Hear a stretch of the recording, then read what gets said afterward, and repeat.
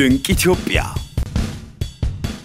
ድንቅ ኢትዮጵያ የዳውሮ መስህቦች የዳውሮ ምድር መልክዓ ምድር ተራራማና ኮረብታማ ነው።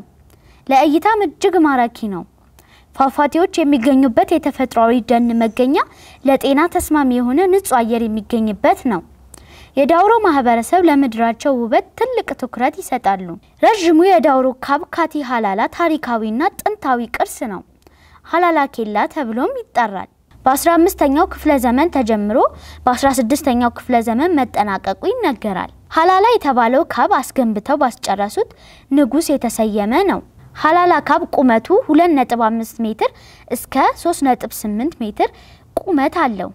ከ2.5 እስከ 5 ሜትር ውፍረት አለው። ሀላላ ከ1000 ኪሎ ሜትር በላይ ርዝመት ያለው ድንቅ ጥንታዊ ቅርስ ነው።